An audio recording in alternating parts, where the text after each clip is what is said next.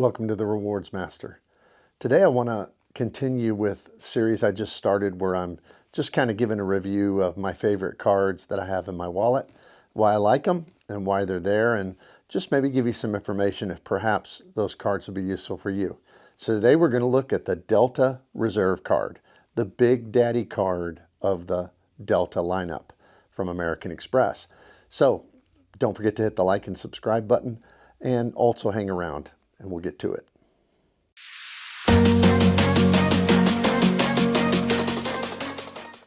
The Delta Reserve card is, I guess it would kind of be polarizing in a sense, because a lot of folks just simply wouldn't want a card that's $650 a year, which is a really, really big fee.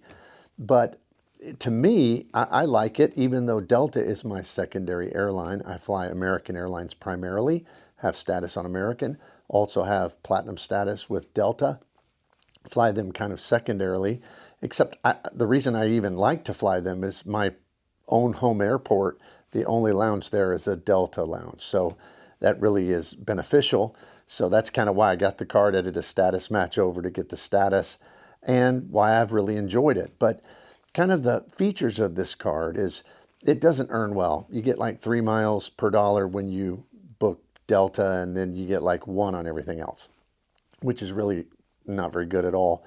But it wouldn't be good even if it was better, because Delta miles are just so bad. I mean, I can sometimes find good redemptions on United. I always find good redemptions on American.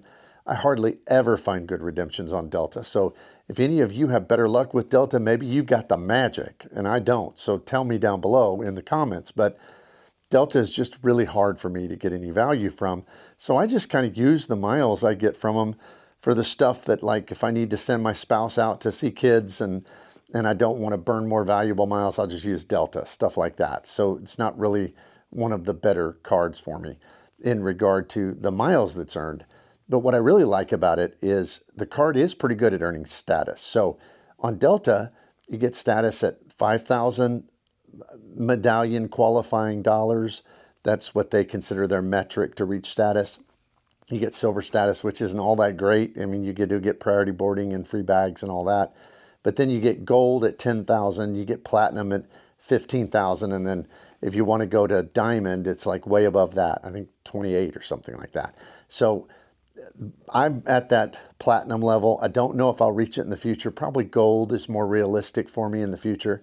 But this card really helps in 2 ways to reach that status. Number one is it gives a 2,500 boost towards your MQDs. So you get 2,500 just to start. That's halfway to silver already. So just a few flights, a little bit of spending on the card, you're going to be there. The other thing it gives is that way better than the Delta Platinum card, which only gives 1 MQD for every $20 you spend. This card gives you 1 MQD for every $10 you spend. So if you spend $2,000, you get 200 MQDs and so forth and so on. So that kind of helps you reach that 5,000, 10,000, 15,000 threshold, which is really, really valuable to me. So that's one of the reasons I love the card. The card also, even though it has a monster annual fee, it has some really good, at least in my estimation, if you can use them, really good credits. So for instance, it has a Resi credit. I use that every single month. There is, this is funny, but there is 1 Resi restaurant in the community where I live. But it just so happens I ate there anyway because I like it. So I get 20 bucks a month. That's $240 a year. And I go there every month. In fact, I just went there today and enjoyed my Resi credit. And my meal wasn't quite that much. It was like 14 bucks. So the server got a really good tip because I know they're giving back 20 bucks. So that's $240, really easy to recuperate for me. Then you also have a $200 Delta Stays credit. Now that Delta Stays credit is for hotels through their portal. And I have found their prices to be pretty good. Really easy to use. You just book it, you get the money back. So that's a really easy one also. Now the one I don't use as often, because I only use rideshare when I'm traveling. So maybe 4 or 5 months a year. So I can't get the full value out of this. But people who live in cities where they do use rideshare a lot, they will. And that is $120 annually. So $10 a month rideshare credit for Uber or Lyft or whatever you use. So altogether, that's 200 and 240 plus, that's for what, 465, 60 back on a $650 annual fee. But then there is the superpower, and that is this card gives a companion certificate every year after the first year, and that is for it's $650 for the annual fee, but you're getting a companion certificate that can be used on any domestic or like Caribbean, Hawaii. You can go to Alaska. So domestic or Caribbean, some kind of close in, either main cabin, Comfort Plus, or first class ticket. So that is pretty awesome. You can easily get back the $650 just with that perk alone. So even though I don't fly Delta all the time, even though it's not my primary, I still think this card's really good. And then of course, on top of that, you get 15 visits to the Sky Clubs every single year.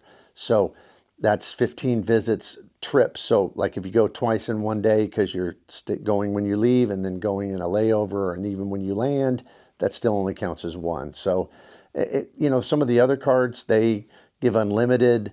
My American Airlines that gives Admirals Club, it's unlimited. This one is not unlimited, so that's not quite as good.